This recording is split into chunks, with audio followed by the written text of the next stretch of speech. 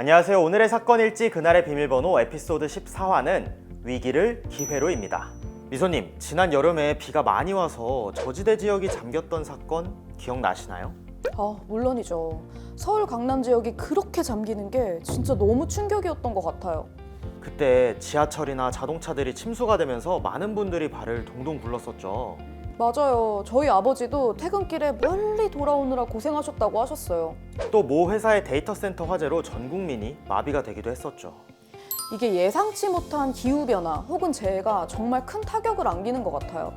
맞습니다. 2022년에는 참 많은 자연재해가 있었어요. 호주 산불, 흰남노, 홍수 등 여러 재난들이 발생하고 복구하고 또 우리 국내외적으로도 많은 영향을 끼쳤는데요. 오늘은 이를 알아보도록 하겠습니다. 먼저 첫 번째 키워드, 매미 효과입니다. 키넘버는 3,400인데요. 과연 첫 번째 키넘버의 정답은 뭘까요? 뭔가 손실 관련일 것 같은데 3,400명은 너무 적고 3,400억? 손해? 거의 다 오셨어요. 정답은 정답인데 이게 억이 아니라 조입니다. 3,400조요? 도대체 어떤 일이 이렇게 큰 피해를 야기한 건가요? 네, 바로 지난 20년 동안 세계에서 발생한 재해를 총 집계한 것인데요. 총 7,348건의 재해가 발생했고 인구는 123만 명이 사망, 재산 피해는 약 3,400여조 원의 피해가 발생한 것으로 집계됐습니다. 3,400조보다 123만 명이나 되시는 분들이 사망하셨다는 게 너무 안타까운데요. 가장 큰 원인은 뭔가요? 주요 재해 원인은 역시 기후변화였는데요. 세계 평균 기온이 이전에 비해 치솟으면서 폭염과 가뭄, 홍수, 혹한, 태풍, 산불 등 극한의 기상현상들의 발생 빈도가 증가하고 있습니다. 맞아요. 예전에는 얼핏 이해했는데 요즘 우리나라만 봐도 피부로 이해가 될 정도로 이상기후가 참 많은 것 같아요.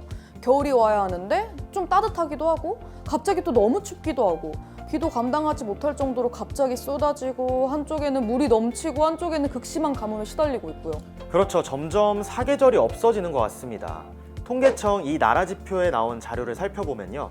우리나라의 자연재해 피해액은 2019년 2,150억에서 2020년 1조 3,182억으로 무려 6배나 증가했는데요. 하지만 우리나라를 뒤흔든 최고의 자연재해들은 이 수치를 훨씬 앞선다고 합니다. 무엇일지 다음 카드로 확인하시죠. 두 번째 키넘버는 바로 42,225인데요. 우리나라에서 일어난 어떤 재해가 일으킨 피해 규모를 뜻합니다. 이게 태풍이란 거는 기억이 나는데 이름이 잘 기억이 안 나네요. 아까 저희 주제에도 나와 있었는데요. 바로 태풍 매미입니다. 맞아요. 태풍 매미. 저 그때 되게 어릴 때였는데도 아직도 기억나요. 2003년에 발생한 제14호 태풍 매미는 각종 기록을 경신하며 엄청난 피해를 남기고 떠났습니다. 남해안으로 상륙한 태풍 매미는 사상자가 130명, 피해액은 4조 2,225억 원대에 달했는데요. 9,000채의 가옥이 파괴되고 873개의 도로, 30개의 다리가 무너졌습니다.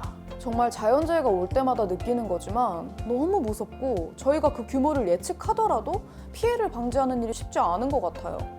네, 맞습니다. 점점 지구온난화 등으로 이상기후 발생이 심해지고 있는데요.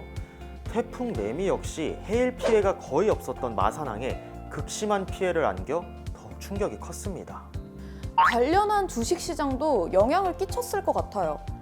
태풍 매미는 기상관측 이래 최고의 강풍으로 많은 피해를 주었지만 예상보다 증시 후폭풍은 크지 않았는데요. 하지만 피해에 따른 보험금 지급 우려감 탓인지 보험주와 조선주, 화학주가 피해주로 분류됐습니다. 대한화재 주가가 5.98%, 현대해상 코리안리가 5% 이상 떨어졌죠. 역시 시장의 영향을 많이 받는 주식도 재해에 예민하게 반응하네요.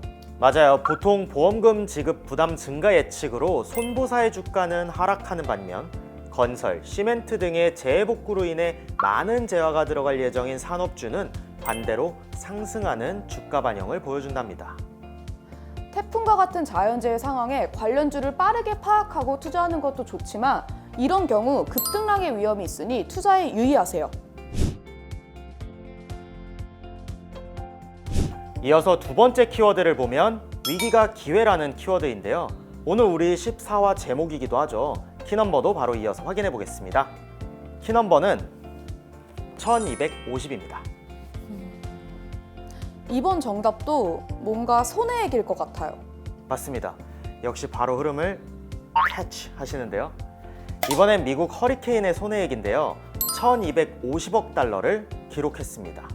와, 그럼 하나로 따지면 1000을 곱해야 하니까 얼마죠? 우리나라 돈으로 따지면 145조 원인데요. 2005년 허리케인 카트리나에 의한 피해는 미국 국내 총생산의 1%에 해당하는 1250억 달러였다고 합니다. 145조 원이 GDP의 1%라는 사실이 더 충격인데요? 역시 미국이구나 싶죠? 다시 당시 이야기로 돌아오면 허리케인 카트리나에 의한 피해의 심각성을 사전 인지하고 바로 비상운영센터를 가동, 비상물류 배치 계획에 따라 각종 생필품을 사전에 보관하여 기업 이미지의 급상승을 가져온 곳이 있다고 합니다. 국가가 해야 할 일을 솔선수범으로 보여주다니 어디인가요? 바로 월마트인데요.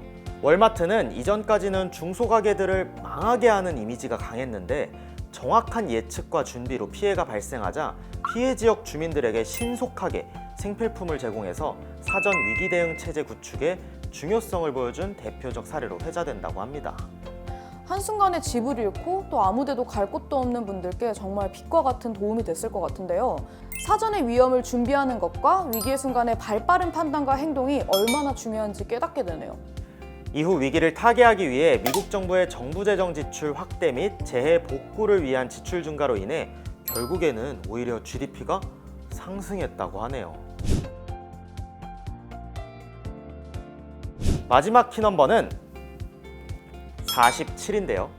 이번엔 미래를 위한 투자액입니다. 미래를 위한 투자요? 네, 바로 애플이 47억 달러 녹색 채권을 발행해서 무탄소 알루미늄을 구입한 사례인데요. 애플은 무탄소 알루미늄을 통해 금속 사용에 따른 탄소 배출을 줄여나가겠다고 발표했습니다. ESG 경영을 위한 투자인 거죠? 네, 맞아요. 지속 가능한 세상을 위해 여러 기업들이 앞다투어 ESG 경영에 투자를 하고 있는데요. 우리나라 역시 2018년 1조 5천억 원이던 국내 ESG 채권 발행 금액은 2020년 39조 3천억 원으로 급증했습니다. 와, 정말 어마어마하게 늘어났네요. KB에서도 오랜 사회적 노력을 통해 결실을 맺은 운동이 있는데요. 바로 KB 국민의 맑은 하늘 숲 조성 사업입니다. 2018년부터 미세먼지를 줄이기 위해 발원지인 몽골 사막화 지역에 방풍림 2만 6천 주를 조성하여 환경을 보호하는 사업을 실시했고 드넓은 사막에 푸른 초목이 자라나게 되었답니다. 저도 사진으로 본 적이 있는데 사막이 초록빛깔이라 너무 경이롭더라고요. 네, 이처럼 기업들은 ESG 채권 발행으로 ESG 경영에 힘을 쏟고 있음을 드러냄과 동시에 양호한 조건으로 채권을 발행할 기회도 잡을 수 있어서 ESG 채권 시장은 갈수록 증가할 것으로 예상됩니다. 자, 어김없이 007 가방을 열어보도록 하겠습니다. 주세요. 저희가 비밀번호 맞추는 프로그램인 건 아시죠? 그쵸, 그날의 비밀번호. 네. 오늘 비밀번호 좀 어려운데요? 오늘 세 글자가 없어요. 그렇죠. 세 글자가 없어요. 그래도 뭐 미소님은 한 번에 맞추시잖아요. 세 글자가 없는데? 힌트를 드리자면 오늘 위기를 기회로라는 주제를 잘 생각해 보세요. 네? 위기를 기회로. 그게 뭐죠? 제가 아까 키워드 두 번째 키워드가 위기를 기회로였잖아요. 그렇다면 이게 맞을까? 세 글자는 아닌데. 갑니다. 맞출 것 같아. 예!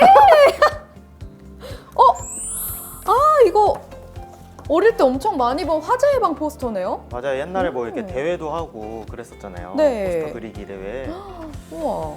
네, 그래서 자나깨나 불조심처럼 어린 시절에는 오히려 화재나 재해에 대해서 참 많은 경각심을 가졌던 것 같은데 이게 나이가 들면 들수록 오히려 잊어버리는 것 같아요. 맞아요. 자연재해는 어쩔 수 없지만 사실 산 화재 같은 경우도 등산객으로 인한 경우가 참 많다고 하더라고요. 우리 모두 우리가 조심할 수 있는 건 꼭 조심하고 지속적인 환경보호가 중요할 것 같습니다. 네, 그리고 환경을 위한 조그만 실천들도 함께 해주시면 참 좋을 것 같아요. 저도 요새 텀블러 사용을 아주 잘하고 있습니다. 네, 여러분도 생활하시길 바라면서 저희는 다음에도 더 유익하고 재미있는 주제로 찾아뵙도록 하겠습니다. 그럼 여러분들 안녕! 안녕하세요, 김혜나입니다. 지금 보신 이 영상 재밌고 유익하셨나요? 구독을 해주시면 더 재밌고 유익한 영상을 보여드릴게요. 좋아요와 댓글도 많이 부탁드립니다.